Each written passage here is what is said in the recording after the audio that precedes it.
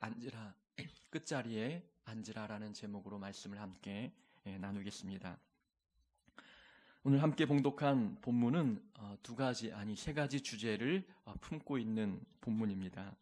하나는 예수님께서 안식일에 수종병 든 그 병자를 고쳐주신 기적의 사건에 대해서 말씀해 주고 있고, 또 하나는 낮아지고 자기를 낮추는 자에 대해서 예수님께서 말씀하시며, 또 이웃을 초대할 때에는 갚을 능력이 없는 사회적 약자들, 병자들을 초대하는 것이 지혜롭다라는 말씀을 우리에게 해주고 계십니다. 오늘 본문 첫 번째 단락에 나와 있는 이 안식일 논쟁은 누가복음 전체를 볼 때에 네 번째에 해당되는 안식일 논쟁이었습니다. 첫 번째 안식일 논쟁은 누가복음 초기에 나와 있는 예수님의 제자들이 밀 이삭을 잘라먹은 그 사건에 대해서 안식일 논쟁이 바리새인들과 붙게 되었지요. 두 번째 안식일 논쟁은 예수님께서 안식일에 손 마른 자를 고쳐주신 이 기적의 사건이 빌미가 되어서 안식일 논쟁이 또 일어나게 되었습니다.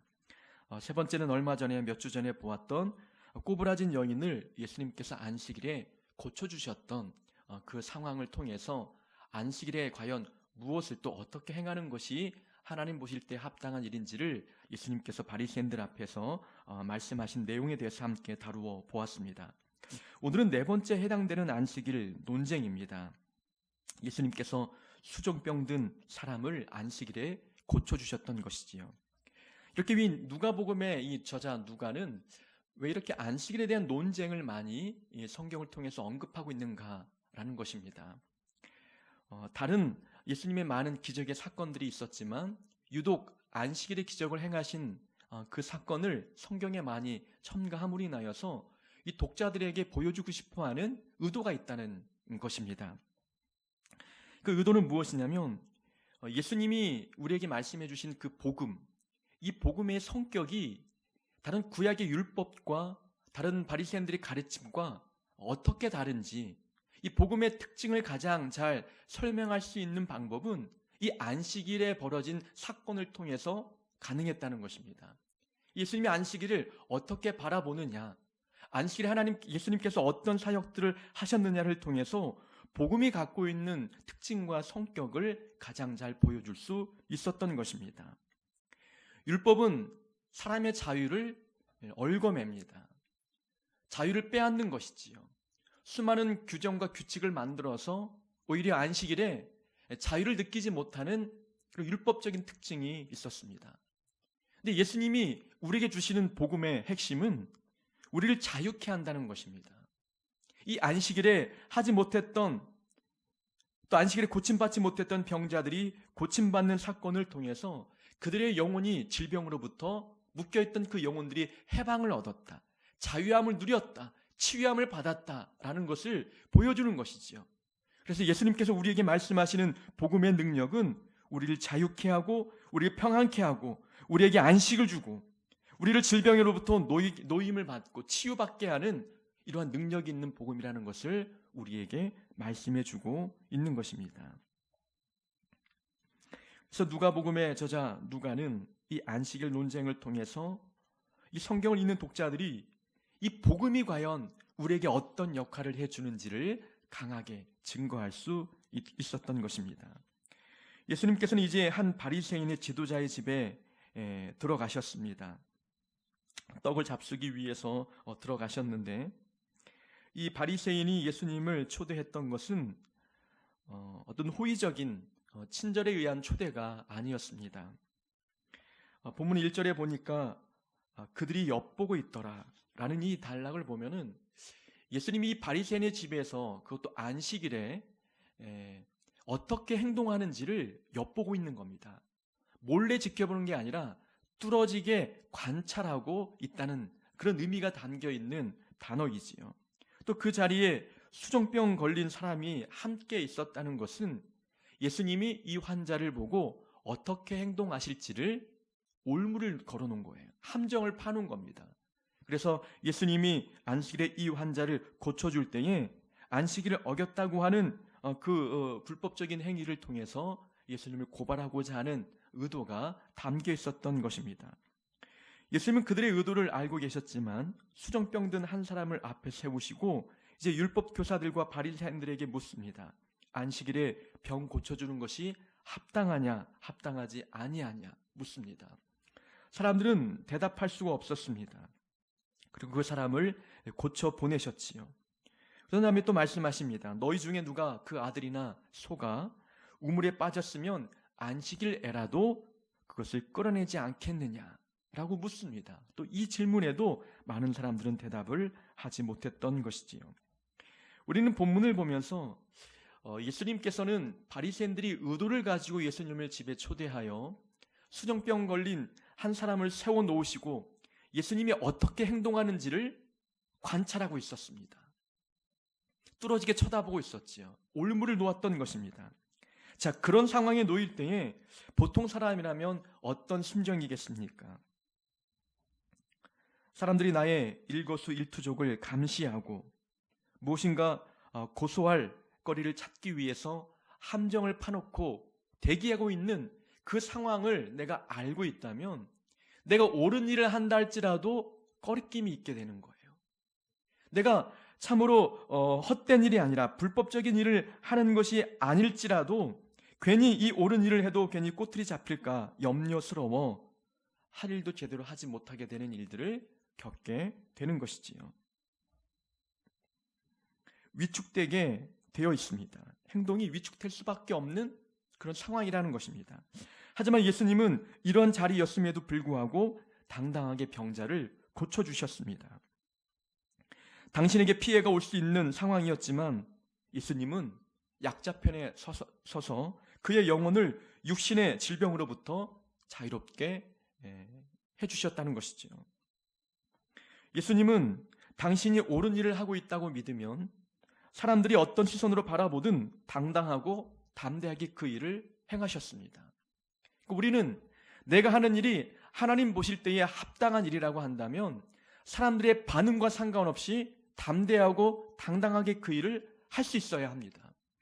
우리가 무슨 일을 하든지 그 일이 옳은 일이라 할지라도 사람들의 평가는 따라오고 사람들이 만드는 소문도 함께 따라옵니다. 사람들의 눈초리도 우리가 하는 모든 일에 따라오게 되어 있지요.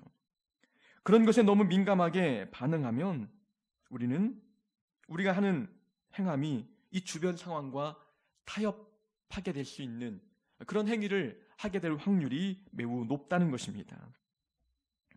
우리는 내가 하는 일이 옳다고 믿는다면, 내가 하는 그 일을 하나님께서 원하시는 일이라는 확신이 있다면 사람들이 반대한다 할지라도, 그것이 사람의 대세의 뜻에 맞지 않는다 할지라도 그것을 기꺼이 행할 수 있는 믿음의 용기가 우리에게 필요합니다. 예수님은 주변 상황과 타협하지 않으셨습니다. 수정병 든 환자를 불러다가 오늘은 너를 고쳐주고 싶지만 보는 눈이 많구나. 또 많은 사람들이 나의 꼬투리를 잡기 위해서 혈안이 되어 있으니 오늘은 안 되겠고 내일 다시 오거라. 예수님은 그렇게 말씀하지 않았다는 겁니다. 이 수정병은 온 몸에 물이 고여서 몸이 붓고 또 피부가 썩어가는 질병이었습니다. 만성 질환이었기 때문에 당장 오늘 고치지 않는다 할지라도 목숨에는 지장이 없는 거예요. 내일 고칠 수도 있는 부분이었습니다. 그런데 예수님은 이 바리새인들이 파놓은 함정에 일부러 걸려 드시면서 이 환자를 긍휼히 여기시고 고쳐주셨다는 겁니다. 타협하지 않았다는 것을 보여주고 있는 것이지요. 많은 사람들이 그 행위를 잘못되었다는 생각을 갖고 그런 눈초리로 쳐다보고 있는 상황이라 할지라도 이 병자를 고치는 그 일이 하나님께 영광이 되고 이 영혼을 자유케 하는 일이라면, 이것이 하나님 보실 때에 합당한 일이라고 믿는다면 담대히 그 일을 행하셨던 것을 우리에게 보여주고 있습니다. 사람의 눈치를 따라가는 것도 아니고 다수의 의견을 따라간 것도 아니었습니다. 옳다고 믿은 그 일을 담대하게 행하신 것입니다. 우리는 빌라도 총독이 예수님을 신문할 때에 예수님이 죄가 없음을 빌라도 총독이 알고 있었습니다. 그런데도 불구하고 이 대제사장과 종교 지도자들이 시기와 질투와 또 모함으로 이 재판에 넘긴 것을 알고 있었지만 예수님을 십자가 위에 죽는데 내어 드렸던 것이지요. 이 명절이 되어서 한 죄수를 놓아줄 수 있는 그런 풍습, 그런 전례가 있었지만 빌라도는 밀란이 일어날까 두려워 예수님을 풀어주지 못했습니다. 죄가 없는지 알면서도, 죄가 없다면 풀어주는 것이 진리이고 옳은 일인지 알면서도 빌라도의 마음은 진리를 따르는 용기가 있는 것이 아니라 밀란이 일어날까 봐 사람들의 반응이 더욱더 신경 쓰이고 두려웠던 것입니다. 사람들의 평가, 사람들이 만드는 소문, 사람들의 어떤 핀잔과 그들의 어떤 눈치들, 그들의 반응에 대한 두려움이 컸기 때문에 옳은 일이 보였어도 그 일을 용감하게 하지 못했던 빌라도의 모습을 우리는 성경을 통해서 보게 됩니다. 진리를 따르기보다도 사람들의 평가와 그들의 반응을 따라 살고 있는 이 빌라도와 같은 삶이 우리에게는 있지 않습니까? 예수님은 옳은 일이라면, 합당한 일이라면 사람들의 반응이 어떠하든지 용기 있게 담대하게 그 일을 행하셨음을 우리에게 보여주면서 우리가 어떻게 삶을 살아야 하는지, 삶에서 만나는 옳은 일을 만날 때마다, 진리가 눈에 보일 때마다 어떻게 행동해야 되는지 결단할 수 있도록 믿음의 용기를 불어넣어주고 계십니다. 많은 사람들이 옳은 일인 줄 알면서도 행하지 못하는 것은 옳고 그름에 대한 분명한 확신이 부족하기 때문에 그렇습니다. 무엇이 옳은지, 무엇이 그른지 판단할 수 있는 기준이 본인에게 명확하지 않은 겁니다. 긴가민가하는 마음이 많기 때문에 어느 쪽을 선택해야 되는지, 어떻게 행동해야 되는지, 어떤 길을 가야 하는지, 무엇을 해야 되는지 판단이 서기가 어렵다는 것이지요. 예수님은 바리새인들에게 안식일에 병 고쳐주는 것이 합당하냐 합당하지 아니하느냐 물었습니다. 이 바리새인들은 잠잠했습니다. 대답할 수가 없었지요.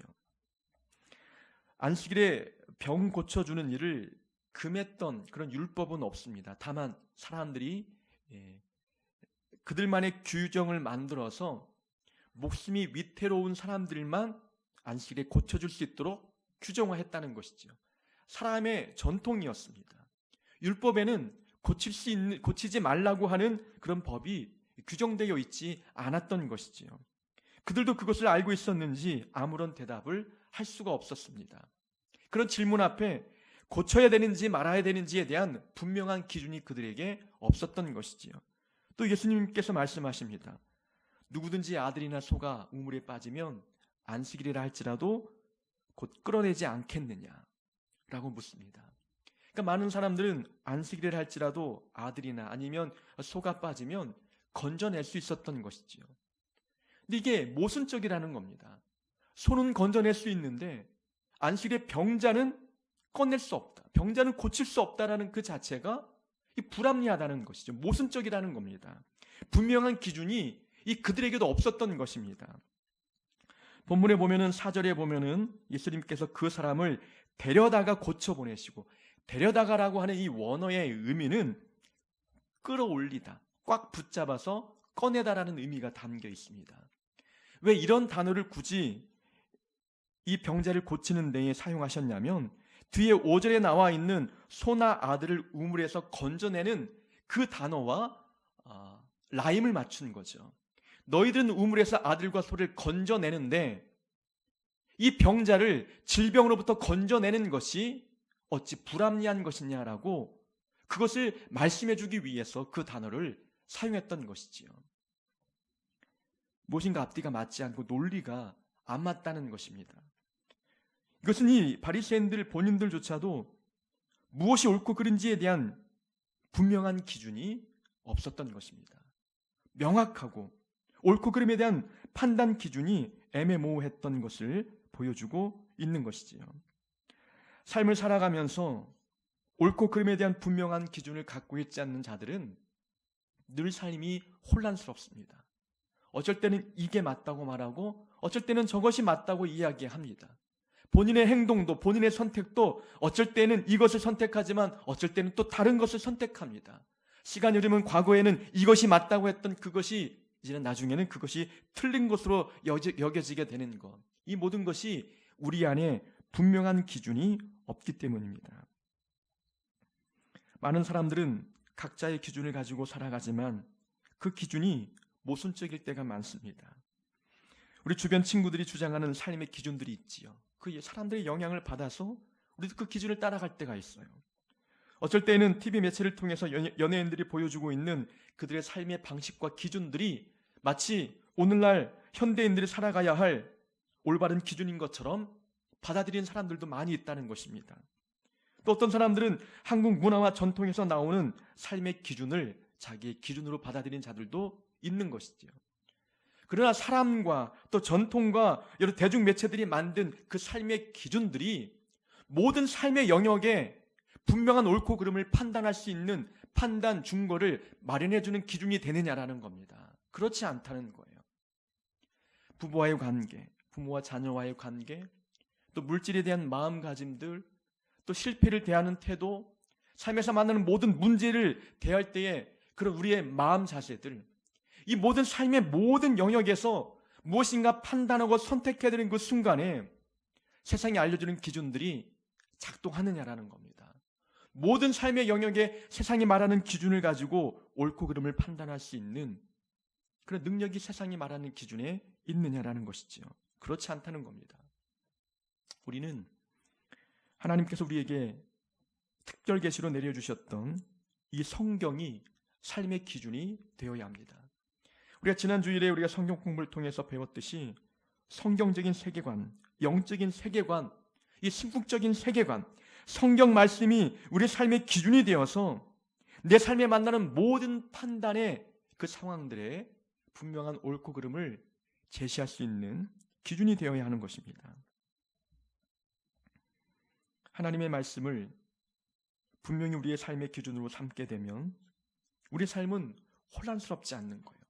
가야 할 방향이 분명히 보이기 때문에 우리는 앞만 보고 달려갈 수 있게 되는 것입니다. 예수님은 오직 한 가지 기준을 가지고 안식일 규정을 말씀하신 거예요. 안식일이 사람을 위해서 존재하는 것이지 사람이 안식일을 위해서 존재하는 것이 아니다. 이 하나의 기준을 갖고 안식일을 대하시는 거예요. 안식일이 사람을 위해서 존재하는 거다라는 겁니다. 그러니 안식일의 병자를 고쳐주는 것, 참된 안식일에 겪게 되는 이 놀라운 은혜의 사건들, 이것이 합당한 일이 아니냐라고 우리에게 말씀해주고 계시는 것이지요. 또 예수님은 안식일의 주인 되심을 또 보여주고 있는 것입니다. 그러니까 분명한 기준이 예수님께 있으셨기 때문에 안식일 가운데서도 당신이 행하는 행동이 옳은지 그른지에 대한 분명한 판단 기준이 섰던 것입니다. 우린 삶을 살아가면서 선택의 기로에 놓일 때가 있습니다. 참 고민이 되고 어떤 길을 선택해야 되는지, 이 상황에서 무엇을 어떻게 판단해야 되는지 고민이 될 때가 참 많다는 것이지요. 마음이 혼란스러울 때마다 우리는 그래서 기도하며 하나님의 뜻을 구하고 성경의 기준이 어떻게 말씀하고 있는지를 들어야 합니다. 그래야 우리가 선택하는 그 판단 기준이 정확해지기 때문에 그렇습니다. 많은 세상 사람들이 세상의 기준을 가지고 우리 마음을 혼란케 할지라도 우리는 거기에 동요될 필요가 없는 것입니다. 우리는 우리만의 기준이 있는 것입니다. 신앙의 기준, 하나님이 말씀하시는 성경의 기준이 있기 때문에 그 기준을 붙들고 있는 한 다른 사람들이 어떤 다른 기준을 갖고 온다 할지라도 흔들림 없이 우리가 가야 할 신앙의 길을 걸어가야 하는 것입니다. 이렇게 예수님은 분명한 판단 기준을 가지고 옳다 여기는 그 일을 담대하게 행하셨습니다. 자, 예수님께서는 지금 현재 바리새인 집에 계십니다. 바리새인 중에서 지도자의 집, 무엇인가 많은 사람들에게 영향력을 행사할 수 있는 그 집에 떡을 잡수시기 위해서 오셨습니다. 근데 그 자리에 와 보니 많은 사람들이 서로 높은 자리에 앉으려고 혈안이 되어 있는 모습을 보신 것이지요. 청함을 받은 사람들이 높은 자리를 택함을 보시고 그들에게 비유로 말씀하기 시작합니다. 혼인잔치의 비유를 말씀하는 겁니다. 혼인잔치에 초대받아서 갔는데 어떤 사람이 높은 상석에 앉았습니다. 근데 주인이 와서 더 높은 사람이 오니 그 사람을 향해서 그 자리를 내어주라 말씀하는 겁니다. 그 주인이 자리를 내어달라고 하니 자리를 내어주고 부끄러워 끝자리에 가서 앉을 수밖에 없는 그런 상황을 비유를 통해서 말씀하시면서 우리가 어디에 가든지 늘 끝자리에 서는 겸손의 모습을 보이는 것이 중요함을 우리에게 말씀해 주고 있습니다. 하나님 나라에서는 자기를 높이는 자는 낮아지고 자기를 낮추는 자는 높아지는 이 하나님 나라의 법칙이 있기 때문에 어디에 가든지 늘 낮은 자리, 이 하석에 앉아야 된다는 것을 우리에게 말씀해 주고 있는 것이지요. 이것은 단지 식사할 때 자리에 대한 욕심을 말씀해 주고 있는 기사가 아닙니다. 혼인잔치 비유를 통해서 말씀하고 계시지만 이 종교 지도자들, 율법교사, 바리새인들은 늘 어디에 가든지 자기들의 교만을 드러냈습니다. 그들이 가지고 있는 어떤 지식, 학벌, 또 그들의 어떤 열심히 있는 종교 생활, 그들의 경건 생활이 자랑거리가 된 것이지요. 그 자랑거리가 교만이 되어서 누구를 만나든 대접을 받고 싶어 했고 어디에 가든 높은 자리에 앉고자 했습니다. 그와 반면에 자기보다 못한 사람을 향해서는 깔보고 비난하는 마음들이 있었던 것이지요. 삶의 모든 영역에서 자기보다 못한 사람을 비하하고 깔보는 이 종교 지도자들의 태도를 이 혼인잔치의 비유를 통해서 교훈해주고 있는 것입니다. 우리는 이 본문을 보면서 몇 가지 교훈을 함께 찾아봅니다. 첫 번째는 높은 자리와 또 낮은 자리를 결정하는 분은 하나님이시라는 겁니다. 상석과 말석을 결정하는 분은 하나님밖에 없다는 것이지요. 혼인잔치 비유에서 높은 자리에 앉았던 그 청함받은 자에게 주인이 와서 끝자리로 보내지 않습니까? 주인이 그 각 자리에 앉을 자들을 배정하는 것입니다. 그러니까 하나님만이 우리의 높고 낮음을 결정할 수 있는 분이라는 것입니다. 이것이 우리에게는 위로가 되지 않습니까? 사람의 눈으로 볼 때에 나는 한없이 낮은 것 같습니다. 내세울 것 없고 자랑할 것 없는 사람처럼 보입니다. 내가 갖고 있는 조건과 환경들, 감히 다른 사람과 비교조차 할 수 없을 만큼 부끄러운 어떤 삶의 조건들을 갖고 있을 때 우리는 마음이 무너질 때가 있습니다. 나는 이거밖에 되지 않느냐. 그러나 하나님의 눈으로 볼 때에 우리가 높은 위치에 있는 하나님 나라에서 상석에 앉을 수 있는 자라는 사실을 우리에게 말씀하실 때 우리 그것이 위로가 되는 것입니다.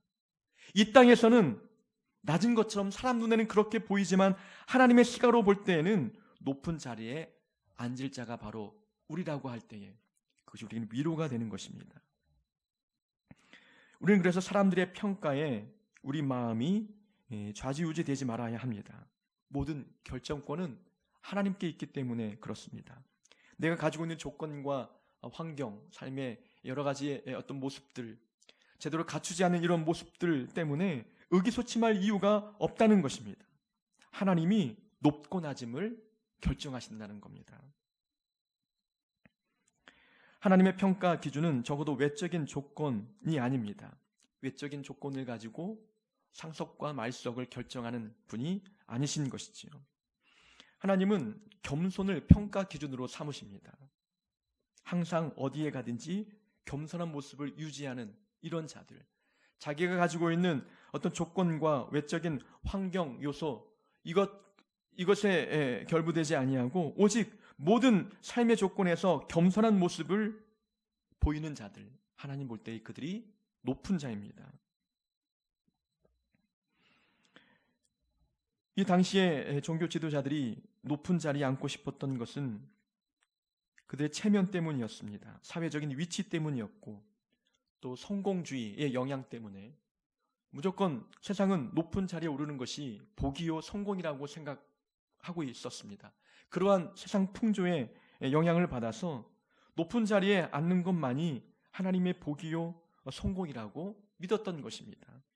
그런 생각이 오늘날에도 많은 사람들은 높은 자리에 앉기 위해서 또 대접받는 자리, 또 존중받는 자리에 앉으려고 노력을 많이 합니다.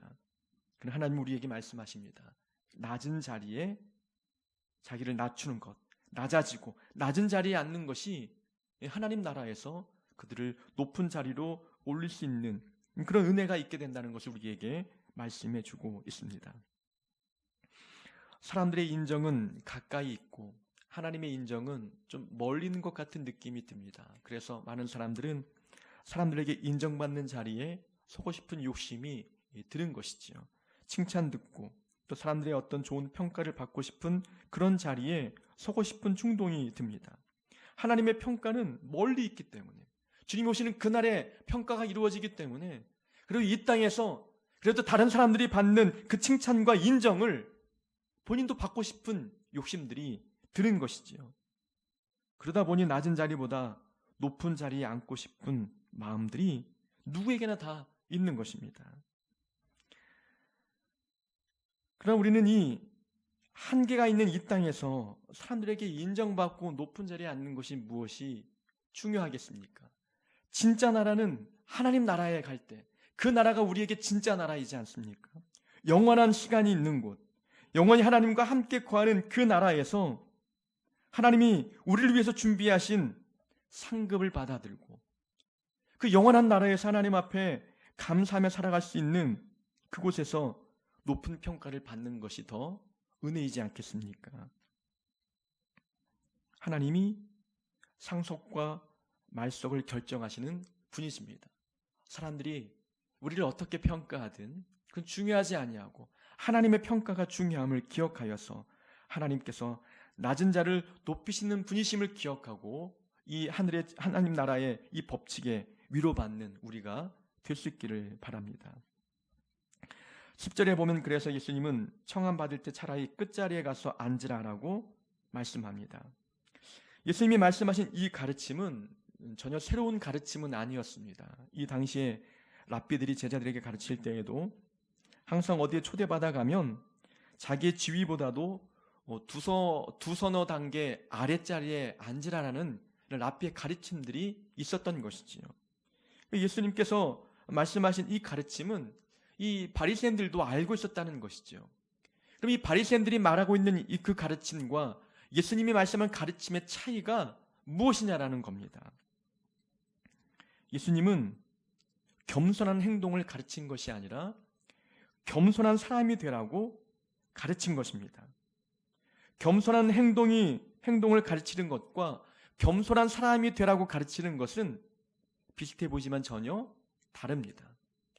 겸손한 행동을 가르치는 것은 처세술을 배우는 겁니다. 겸손의 스킬을 배우는 것이지요. 또 겸손한 행동을 배우게 되면 상황에 따라서 사람에 따라서 겸손하기도 하고 때로는 높아지고 싶은 충동이 들 때도 있다는 것입니다. 그러나 예수님의 가르침은 겸손한 행동을 가르친 것이 아니라 겸손한 사람이 되라고 말씀하시는 거예요. 겸손한 사람이 되면 처세술을 배우는 것이 아니라 어디에 가든 누구를 만나든 어떤 상황이든 늘 겸손히 마음에서 자발적으로 흘러나오게 되어 있습니다. 바리새인들은 겸손도 그들의 교만의 하나의 도구였습니다. 겸손의 처세술을 배웠습니다. 그래서 예수님이 말씀하시는 겸손은 겸손한 사람이 되는 거였습니다. 사람들이 많은 곳에서는 겸손한 모습을 보일 수도 있습니다. 그러나 만만한 사람들이 있고 그리고 뭔가 소수의 사람들이 모일 때에 거기에서 동일한 겸손한 모습이 나온다면 정말 그 사람은 겸손한 사람인 거예요. 그러나 사람에 따라서 행동이 달라지고 있다면 그것은 겸손의 처세술을 배운 것입니다. 예수님은 우리에게 겸손한 행동을 하라고 말씀하시는 것이 아닙니다. 겸손한 사람이 되라고 말씀하고 계십니다. 사회적으로 낮은 약자들 앞에서도 겸손해야 되는 것이지요. 지식과 학벌이 낮은 사람들 앞에서도 겸손해야 되는 것입니다. 가난한 사람들 앞에서도 부를 자랑하지 아니하고 더 낮은 자리에서 그들을 섬기는 겸손의 사람이 되어야 합니다. 예수님은 바로 우리에게 겸손한 사람이 될 것을 말씀하고 계십니다. 눈가림만 하여 사람을 기쁘게 하는 자처럼 하지 말고 그리스도의 종들처럼 마음으로 하나님의 뜻을 행하고 기쁜 마음으로 섬기기를 주께 하듯 하고 사람들에게 하듯 하지 마라. 눈가림만 하면서 겸손한 척하지 말라는 그런 말씀인 것이지요. 겸손은 겸손한 척한다고 해서 보여지는 것이 아니라 내 자체가 겸손한 사람이 될 때에 겸손이 마음에서 자발적으로 흘러나는 것입니다. 우리는 겸손한 사람이 되어서 누구를 만나든 또 어떤 환경에 있든 어떤 공간에 있든 늘 겸손을 자발적으로 보일 수 있는 우리가 될 수 있기를 바랍니다. 그러면서 이어서 주님이 말씀하기를 청할 때에 점심이나 저녁을 베풀기 위해서 사람들을 청할 때에 부한 이웃을 청하지 말라 말씀합니다. 오히려 가난한 자들, 몸이 불편한 자들, 저는 자들, 맹인들을 청하라 말씀합니다. 부유한 자들을 초청했을 때 그들이 다시 되갚을까 봐 그렇다는 것이지요. 갚을 능력이 없는, 은혜를 갚을 능력이 없는 사람들을 잔치에 초대해서 음식을 대접하라라고 말씀하고 있습니다. 그것이 복이라고 우리에게 말씀하지요. 예수님이 말씀하시는 복의 기준이 또한 다릅니다. 보상을 받지 않는 섬김이 복이라는 겁니다. 보상을 받지 않는 섬김이 복이라는 거예요. 내가 누군가를 섬길 때에 대가가 돌아오지 않는 그 상황이 나에게 복이 되는 상황이라는 것입니다. 나는 헌신하고 베풀었는데 그 사람이 나에게 아무것도 해주지 않아도 그 자체가 우리에게는 복이라고 주님이 말씀하는 것이지요. 왜 복이 되느냐? 사람이 갚을 수 없기 때문에 하나님이 대신 갚아주신다는 겁니다. 하나님이 갚아주시는 그 하늘의 상급이 우리에게 주어지니 갚을 능력이 없는 사람들을 섬기는 것이 오히려 복이 아니냐라고 우리에게 말씀하고 계십니다. 우리는 대가를 바라고 섬길 때가 있고 무엇인가 보상을 해줄 수 있는 사람을 더욱더 잘해줄 때가 있지요. 이것은 성경의 기준이 아니라는 것입니다. 저도 목회를 하다 보면 그런 유혹에 많이 빠질 때가 있습니다. 늘 공평하고 평등하게 돼야 된다라고 하는 그런 마음의 기준을 가지고 있지만 조금 더 많이 챙겨주는 분들을 만나면 괜히 더 웃는 얼굴로 대해줘야 될 것 같은 생각이 들 때가 있는 거예요. 또 그들에게 무엇인가 하나라도 더 챙겨줘야 될 것 같은 느낌이 들 때가 있죠. 주고받아야 된다는 생각이 있기 때문에 그렇습니다. 내가 주면 무엇인가 또 오겠구나라고 하는 이런 생각이 들 때가 있는 거예요. 근데 더 약자들을 바라볼 때에는 올 것이 아무것도 없다고 생각이 되면은 기본만 해도 된다고 하는 이런 잘못된 생각을 가질 때가 있다는 것입니다. 그러나 정말 복 있는 사람은 보상을 받지 못하는 그런 섬김을 하는 자들입니다. 보상을 받지 않는 섬김, 대가를 기대하지 않는 섬김, 이러한 섬김과 헌신이 하나님 나라에서는 복이라고 우리에게 말씀해 주고 계십니다. 하나님께서 우리에게 갚아주실 많은 상급을 준비하고 계십니다. 이 땅에서 우리가 한 모든 수고에 대한 보상을 받았다면 하늘에서는 받을 것이 없는 겁니다. 우리는 하늘의 상급을 기대하는 마음으로 이 땅의 수많은 영혼들을 섬길 수 있는 자들이 되어야 될 줄로 믿습니다.